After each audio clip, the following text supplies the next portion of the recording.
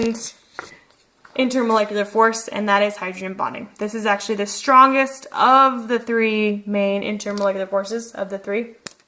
Okay, and it only takes place in molecules with OH and NH bonds. Okay, and that is because oxygen, hydrogen, and nitrogen, hydrogen, the oxygen and the nitrogen then are extremely polar, right? They are strongly polarized bonds, okay, leaving the hydrogen atoms with a positive charge, partially positive charge, okay? And then this hydrogen with the partial positive strongly coordinates with the atoms that have the lone pairs, since they are partially negative, okay? So hydrogen bonding plays a large role in the different boiling points among molecules, okay?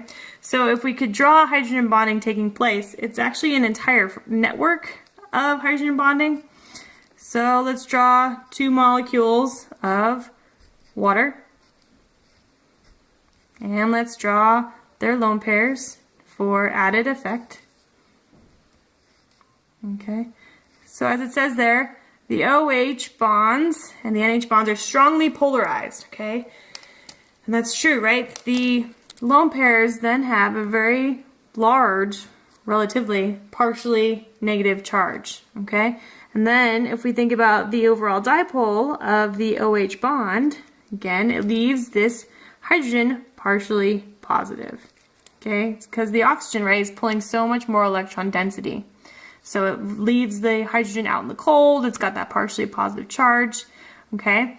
And again, right next door, the lone pairs on the oxygen are partially negative, and so we have an interaction here. The partially negative with the partially positive, okay? And so we just denote that with a little dashed bond, and this is what I'm talking about in terms of H bonding, hydrogen bonding. And this happens throughout all of the molecules. So we have this nice framework that takes place. If we could imagine it all. Okay. Again, it's going to be then this lone pair being coordinated with that hydrogen. Okay. Again, it's primarily because that OH bond is so polarized, the OH bond. Okay, so the OH bond, it's pulling electron density towards the oxygen, which leaves the hydrogen partially positive. Okay, it leaves the hydrogen partially positive, and then the lone pairs on the oxygen, or the oxygen atom itself, is strongly partially negative, and so those attract one another, and this whole type of hydrogen bonding framework exists throughout the liquid phase, or exists throughout the molecules. So we can also do this with nitrogen atoms, right? So let's draw one of those frameworks. Okay, so nitrogen here will then have a lone pair. Okay, and if we want to draw it coordinating, okay, here we go. And we got one more molecule.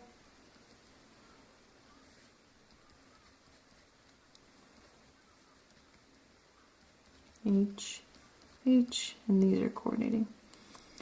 Okay, so again, we have the lone pair, which is very strongly partially negative, okay, and we have the dipole moment of the NH bond being pulled towards the nitrogen, and so our hydrogen is left with that partially positive charge, and those are attractive, okay, and this is a very strong attraction. Again, that's because these guys are so, the lone pair and the nitrogen or oxygen atom is so strongly partially negative, okay?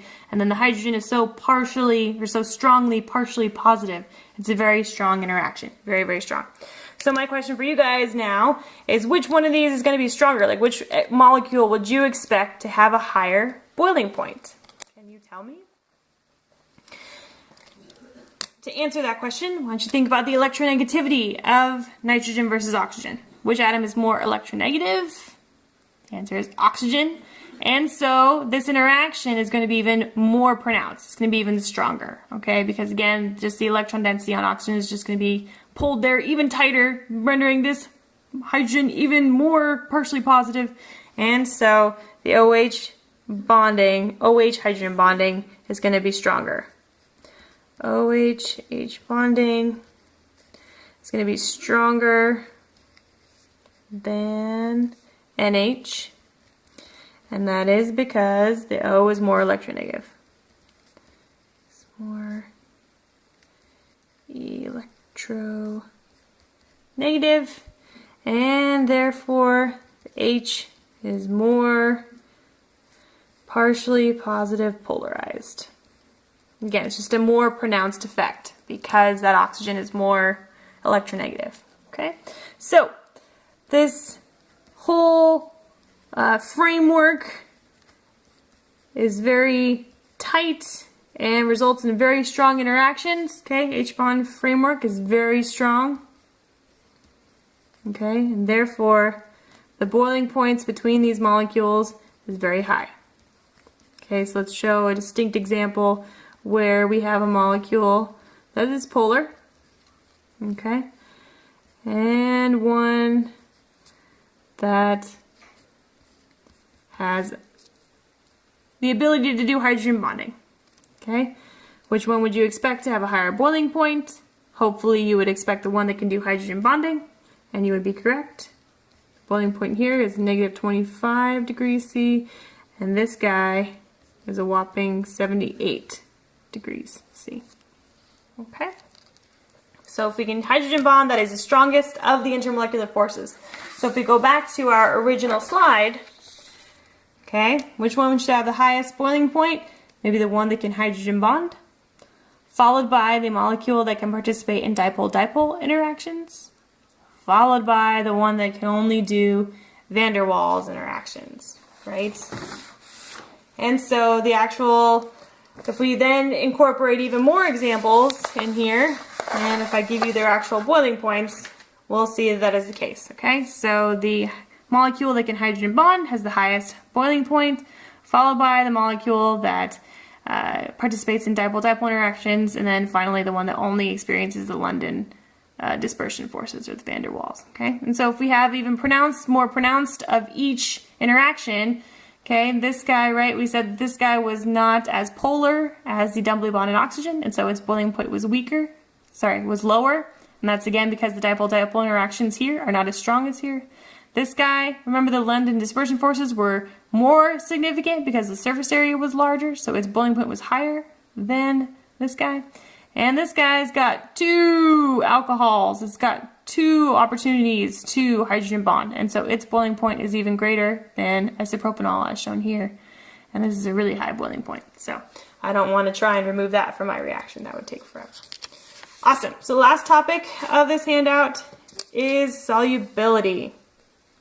Alright, remember from Gen Chem, the simple rule that like dissolves like. As long as you can remember this, super easy saying, it is super easy, it really shouldn't be too hard. Okay, so if we have the simple question of, are polar molecules soluble in polar solvents? If like dissolves like, are polar molecules soluble in polar solvents? What do you guys think? Of course, the answer is yes, okay, because like dissolves like, so polar molecules will be soluble in polar solvents. So let's take, for example, sodium chloride in water. Okay, here's a polar molecule. Here you go. These are all sodium ions, are all the plus ions, and then the minus ions are all NaCl, just distributed throughout. They're all packed nice and tightly in their sodium chloride crystal. These are ionic bonds or ionic interactions. Okay, and they are super polar. Okay, because they have full-blown positive charges right next to full-blown negative charges. And so if we have the very polar water molecule, right, which has its own dipole, okay, what can happen then is that the polar water molecule can solvate these ions, okay, as in they can surround them with their desired charges and stabilize them. So here we have the positive cation of the sodium ion. You can see how water with its negative end has surrounded that full-blown positive charge and therefore stabilizes it. Okay, so you can see the little mini dipoles of water with their negative ends stabilizing the positive charge of the sodium ion. Okay, whereas over here we have then the chloride anion, okay, and it's being stabilized by the positive end of the water molecule. Okay, so they surround it and they stabilize it. Ions are solvated, okay, by the water. Which just means that they are surrounded and stabilized. Okay, because they're both polar. Okay, we have the superpolar molecule, and then we have the polar solvent, and the polar solvent can just orient its dipoles in such a way that it stabilizes the polar molecules. Okay, and by orienting itself to stabilize the molecules, it's solubilizing it. Okay, so yes, polar molecules can definitely be solvated by, are definitely soluble in polar solvents. Okay, because like dissolves like. Remember, so do polar molecules dissolve in non-polar solvents? Non-polar. Of course, the answer is no. Okay, so if we think about gasoline is a very non-polar solvent, and sodium chloride. So again, here's our sodium and our chloride, sodium and our chloride. Okay, again, these were ionic bonds. They were pretty strong, relatively. Ionic bonds, not as strong as a covalent bond, but they're still good, strong interactions, right? The positive wants to be right next to the negative. Okay, so if we actually put them into nonpolar solvents, okay, these guys do not have dipoles that can arrange themselves to stabilize those full-blown positive and negative charges. They do not have any sort of dipole, and therefore everything's just going to kind of stick to each other. So the ions are going to stick together because they don't gain any stability by dissolving or being surrounded fully by all these nonpolar molecules, so everything's just going to stay where it is. So the nonpolar molecules of the solvent stick together, and then the ions are just going to stick together. Again, they do not solvate them, okay? We can't break up these strong attractive forces between all the molecules. Sorry, all of the ions. Okay, it's a pretty relatively strong bond. It's not a covalent bond again, but they're still pretty attractive forces, and it's hard to break them up, okay, if we don't have this whole stabilizing interaction. Okay, so the non-polar solvent can't break up the ionic bonds. And that's because they can't stabilize them. Unlike the water. The water solvates them and stabilizes the charge. The nonpolar molecules don't have any sort of dipole to do that. Okay? So no, polar molecules cannot dissolve in nonpolar solvents. How about nonpolar molecules in nonpolar solvents? Remember, what's our super easy rule? Like dissolves like. So, what do we think? Absolutely, yes. Okay? So here, two nonpolar things. The nonpolar solvent could be gasoline, and the nonpolar molecule could be wax. Okay? So here we just got a bunch of random CH groups, okay? These are just known as alkanes. They're very nonpolar, just carbon-hydrogen bonds. They're overall very nonpolar. And remember, what are the only intermolecular forces that the nonpolar molecules can experience? The intermolecular force? They only experience the London dispersion or the van der Waals forces. And those are very weak, right? These are weak intermolecular force. Okay, it was just the van der Waals, just the London dispersion, okay? So it's very weak. So, in the end, it's very easy to break up by the other non-polar molecules, okay? So the solvent can easily break up the weak intermolecular forces.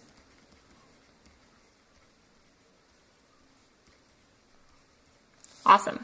Okay, because the intermolecular forces were weak to begin with, so they can just insert themselves, it's no big deal. How about a nonpolar molecule in a polar solvent? Remember, like dissolves like. The answer here is no, no. And so the great example here is oil and water. Oil is the nonpolar solvent, well, nonpolar molecule, and water is the polar solvent, okay? And so again, we have such a strong framework here of the water molecules that the nonpolar solvent definitely can't break it up, okay? So instead, everything just again stays together. So the nonpolar molecules are going to stay stays together. And so are the water molecules. Stays together. And again, that's because the nonpolar molecules just can't break it up. There's no reason for them to disperse themselves in between. Okay? So the non-polar molecules stick together since they can't break up.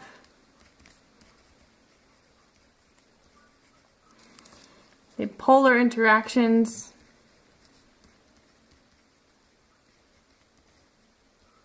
and or hydrogen bonding. So it doesn't have to be water, okay? Even if these were just dipole-dipole interactions, the non-polar molecules are not sufficiently strong enough, or they have no interactions themselves to go and break up either the dipole-dipole or the hydrogen bonding framework, okay? Really quick, don't forget about hydrogen bonding, okay? So this is really just a polar and a polar molecule. So two molecules that can kind of hydrogen bond. And so the last important note is to not forget about hydrogen bonding, because if molecules can hydrogen bond, as in they can participate in hydrogen bonding in some way, then they're going to be soluble in water, okay? And so I always just see this as a polar dissolving a polar. Okay, but I'll show you what I mean. Let's say this molecule here, this is triethylamine. Okay, and let's say we throw him in some water. Is triethylamine going to be soluble in water? Is it going to be soluble in water? The answer is yes. Okay, and that's because it can participate in hydrogen bonding.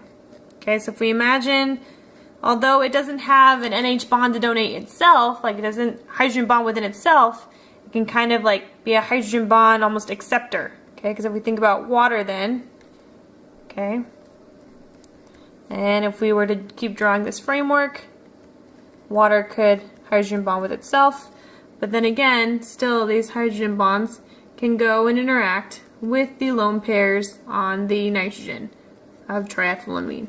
Okay, so this whole framework can still exist, and so it is going to be soluble. And so again, I still just kind of see this as like a polar molecule being dissolved by a polar solvent. So in the end though, again, triethylamine doesn't hydrogen bond within itself, but it is instead a hydrogen bond acceptor. Right, it can participate in it even though it can't really formally donate a hydrogen bond. And so here we say that water can both hydrogen bond accept and donate. So it's a donor and acceptor. But the triethylamine is just an acceptor because it doesn't have an NH bond, right? And so that's what I was going to write here. Okay, we can hydrogen bond with H2O, not with itself, okay? With H2O, but not with itself. But because it can do so with water, therefore it is soluble in H2O. Okay? And again, I always just kind of see this as a polar-polar interaction. Kind of like polar. Because it's a very polar molecule being dissolved by a polar solvent. So, okay, that wraps it up for handout number 2. On to handout number 3.